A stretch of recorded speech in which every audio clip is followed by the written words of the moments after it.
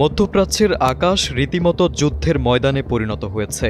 একদিকে ইসরায়েল, অন্যদিকে ইরান। দুই পক্ষই চালিয়েছে পাল্টাপাল্টি হামলা। বিবিসি জানিয়েছে ইসরায়েলি প্রতিরক্ষা বাহিনী ৬০টিরও বেশি যুদ্ধ বিমান দিয়ে ইরানের রাজধানী তেহরান সহ বিভিন্ন এলাকায় একযোগে হামলা চালিয়েছে। ছোড়া হয়েছে অন্তত ১২০টি যুদ্ধাস্ত্র। এসব হামলার মূল লক্ষ্য ছিল ইরানের পারমাণবিক স্থাপনা এবং সামরিক ঘাঁটি। তবে ইরানও চুপ থাকেনি। শুক্রবার ভোর থেকেই ইসরায়েলকে লক্ষ্য করে একের পর এক ব্যালিস্টিক মিসাইল ছুড়েছে দেশটি। এসব ক্ষেপণাস্ত্রের আঘাতে দক্ষিণ ইসরায়েলে আগুন ধরে যায়, সৃষ্টি হয় বিশাল ধোঁয়ার কুণ্ডলী। ইসরায়েলের উদ্ধারকারী বাহিনী মাগেন ডেভিড অ্যাডম নিশ্চিত করেছে, এতে দক্ষিণাঞ্চলে উল্লেখযোগ্য ক্ষয়ক্ষতি হয়েছে।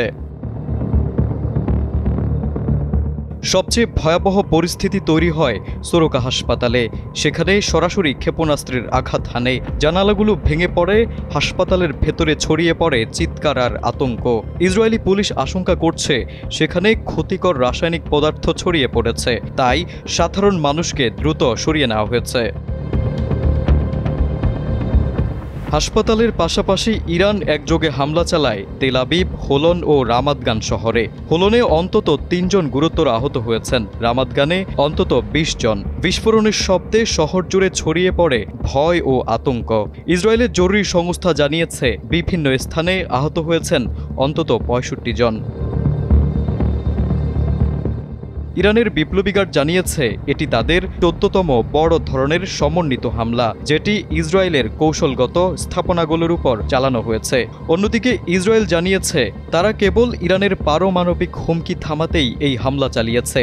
হামলার পর ইসরায়েলের কয়েকটি রেল স্টেশন বন্ধ করে দেওয়া হয়েছে।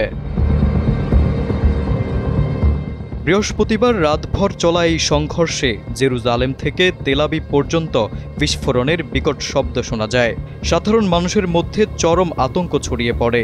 বিশ্লেষকদের মতে সাম্প্রতিক বছরগুলোতে এটি সবচেয়ে ভয়াবহ ইরান ইসরায়েল সংঘর্ষ। এখন পরিস্থিতি এমন জায়গায় পৌঁছেছে যেখান থেকে যে কোনো সময় বড় ধরনের যুদ্ধ শুরু হয়ে যেতে পারে। তারেক আজিজ, সময়ের আলো।